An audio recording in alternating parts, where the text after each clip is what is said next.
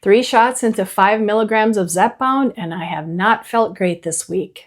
I've been dizzy, weak, and exhausted enough that I have had to seriously rethink how much I'm asking my body to do right now. So here's what's confusing. My SI joint pain has been getting better every single week.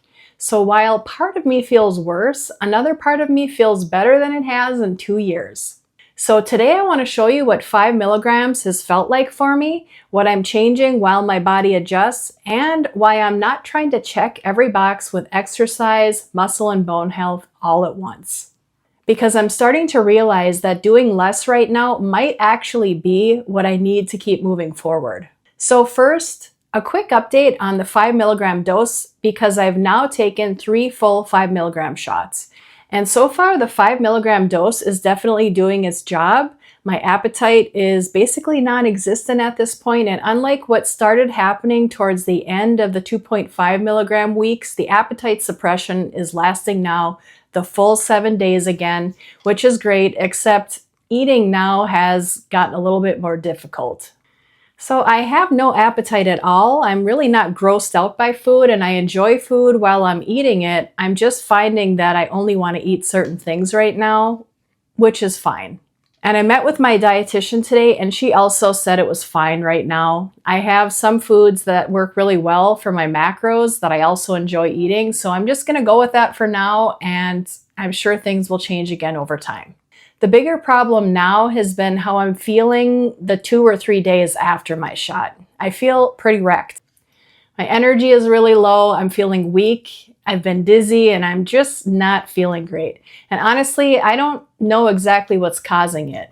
It could be the 5 milligram dose, it could be POTS, it could be that I'm not eating enough, or it could be just a combination of all these things. So at this point, I'm basically just trying to troubleshoot.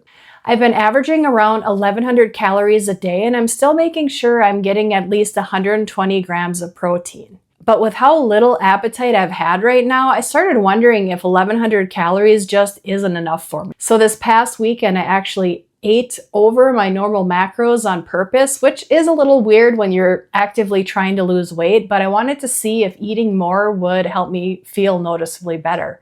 And so far, I really don't think it did. I didn't suddenly have more energy and I didn't feel dramatically better. So I can't say, okay, clearly I just needed more food and that solved it, but I also don't think one weekend tells me much. So this week, I'm really going to make an effort to get closer to that 1,300 calories that I'm, supposed to be having consistently and see if that makes a difference. I just want to see what happens if I give my body a little bit more fuel consistently instead of hanging around that 1,100 every day, if that makes a difference for me. Because I really don't want to get into this mindset where eating as little as possible feels like a good thing just because I'm trying to lose weight. I want to lose weight, obviously. That's why I'm taking Zepbound, but I don't want to do it by under-eating to the point that I feel like crap and could be harming myself. And especially I don't want to lose a bunch of muscle along with the fat. That's something I've really been thinking a lot about lately. Trying not to worry about it because I don't think another thing to worry about is really going to help me right now. But it is on my mind because if I lose 60 or 70 pounds total, but a bunch of that is muscle, I'm not going to be happy with that result.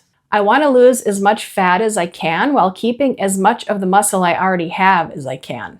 Yes, we can always build more muscle, and I do want to actively work on that eventually, but building muscle later in life is not as easy as it was in our 20s and 30s, so I'd rather not unnecessarily lose a bunch of that in the first place. And protein is one part of that, which is why I'm making such a point of getting at least 20 grams of protein every day, even if I'm not hungry. Resistance training is another part, and I would dare to say more important than the protein. And this is where I've been struggling a little bit with that feeling that I should be doing more. I should be lifting, I should be walking more, I should be getting more steps in, I should be doing all these things that I know are good for me, except right now, there are days when I feel weak and dizzy and just exhausted. And I'm also dealing with this really strange contradiction where my SI joint pain is actually getting better. That pain has bothered me for over 2 years, and every week lately, it seems to be improving. So I don't want to ignore the fact that something is going really well because I don't feel great in every other way. And I also don't want to take something positive, like wanting to preserve my muscle and get stronger, and somehow turn that into another way to make myself feel like I'm failing because I'm not doing enough. I still want to do all those things. I'm just starting to think maybe I don't have to do them all right now, especially while I'm still trying to figure out what my body needs on this 5 mg dose. And muscle isn't the only reason I've been thinking about this. Bone health has been on my mind too, especially because I went through menopause earlier than average. And once I started thinking about both of these things together, I really wanted a better idea of what was actually happening in my body as I lose weight, which is where my recent DEXA scan comes in. So I recently had this DEXA scan because I wanted to check my bone density, and fortunately everything looks good for my age. So that was really reassuring. But I was a little disappointed when I found out that the DEXA scan I had wasn't going to tell me much at all about the muscle I have versus body fat, because I really wanted both. So preserving muscle and bone is already something I have to pay attention to. And then I have another weird little wrinkle in my situation. I have something called non-classical congenital adrenal hyperplasia. I know that's kind of a mouthful, or NCAH, which is an endocrine condition that affects the hormones made by the adrenal glands. So in my case, I have higher androgens, so my hormonal situation isn't exactly typical, and I'm not going to get into the weeds with that here because it just doesn't apply to most people. But between that, menopause, and now losing a significant amount of weight, I'm really curious about what's actually happening with my body composition. The number on the scale can't tell me that. I can see that I'm losing weight, but I also want to know, am I keeping muscle? How much of what I'm losing appears to be fat? And where am I losing it from? So after I found out the DEXA scan I had wasn't going to give me any of that information, I looked into getting a body composition DEXA scan somewhere else.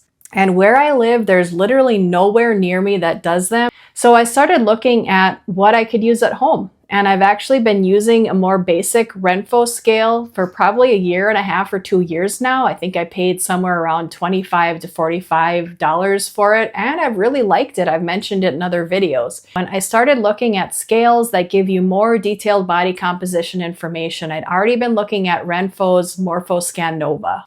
Then, weirdly enough, RENPHO reached out to me and offered to send me one to try. The timing was kind of perfect.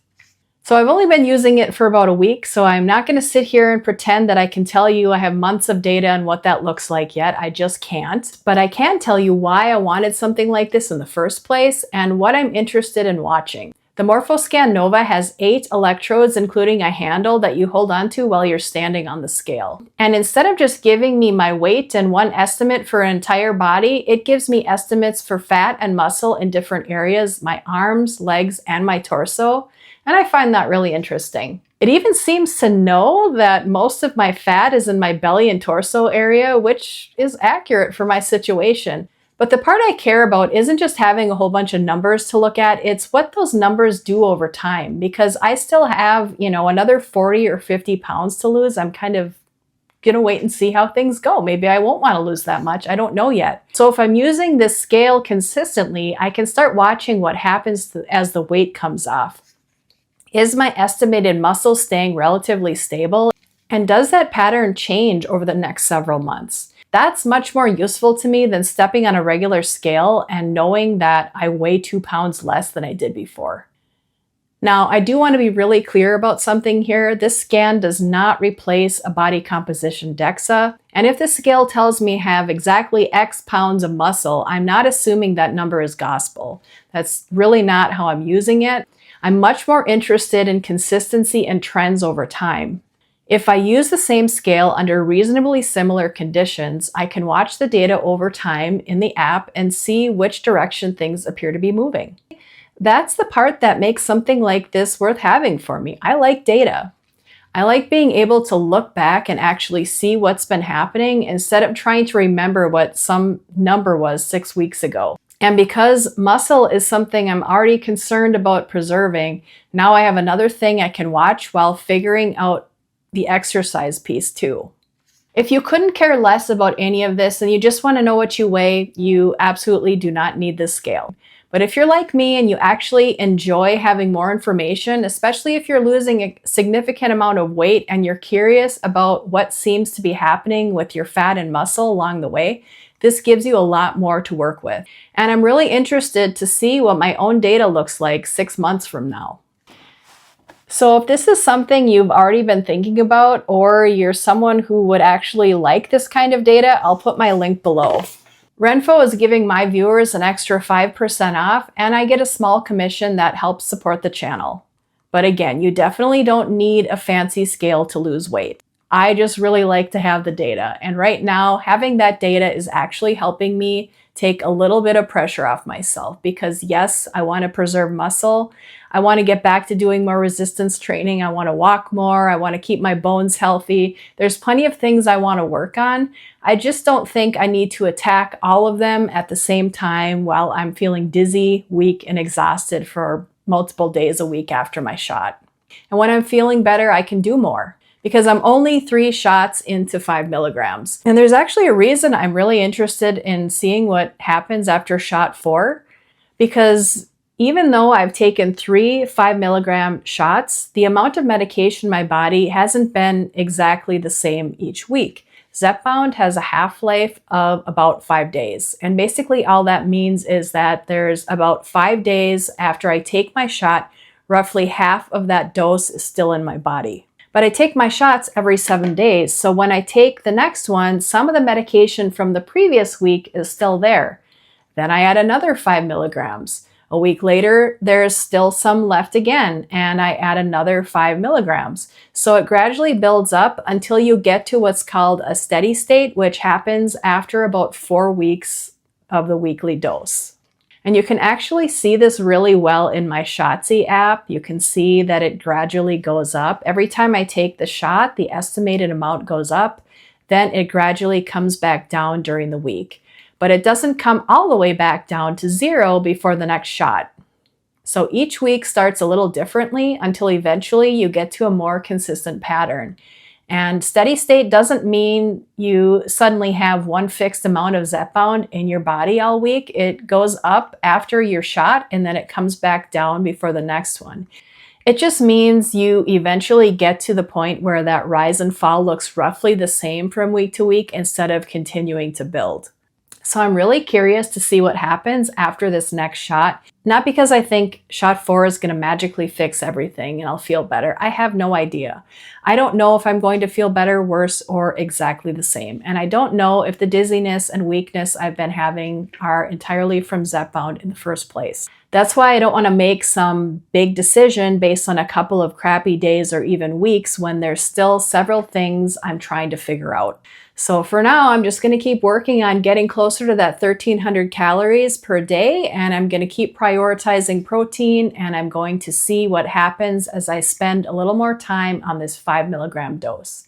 Because aside from not feeling great for these couple of 2 or 3 days after my shot, I'm really happy with this dose so far. My appetite suppression is lasting all week. I'm still sleeping pretty well, and my SI joint pain continues to improve. And that one, honestly, still kind of amazes me. If I start feeling better and 5 milligrams continues working like this, I would be perfectly happy staying here as long as it continues to be an appropriate dose for me. I don't feel like I need to race up the doses just because they exist. And I think that's also where I'm landing with everything else right now. I've been thinking a lot about muscle, as I've said. I've been thinking about my bones. I want to lift weights. I want to walk more.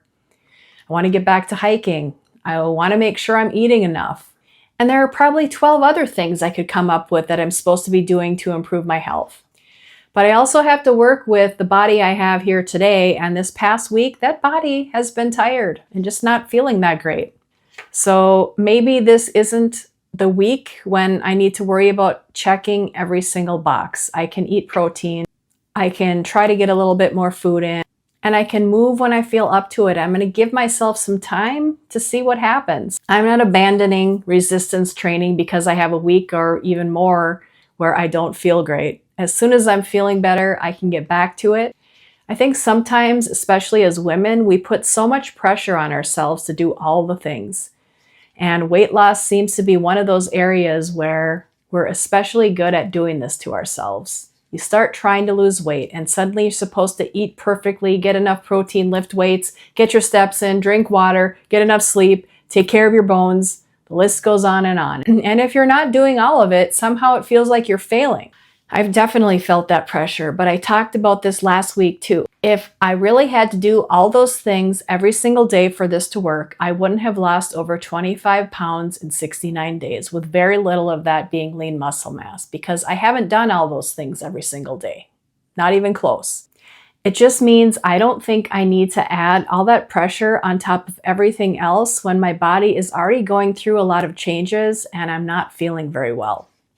Right now, my body is telling me I need to slow down a little bit, so I'm going to listen to it. And as soon as I start feeling better, I can get back to doing more. I don't have to force myself through it and make myself feel worse just so I can say I checked all the boxes. And if you've been putting that same kind of pressure on yourself, maybe you don't have to check all the boxes this second either. You can still care about those things without doing them every single day. I have good bone density. I'm getting my protein. I have a way to start watching what happens with my muscles and body fat over time with my new scale. And my SI joint pain is improving. There are good things happening too. And for now, that's enough. Shot 4 is next in 2 days. And I'm really interested to see whether another week at 5 milligrams changes any of this. So if you want to see what happens, make sure you subscribe. And if you got some value from this video, give it a like. It really does help the channel a ton. And if you're taking a GLP-1 too, let me know in the comments what your experience has been like so far. I'd really love to know how it's been going for you. Thanks for watching, and I'll see you in the next one.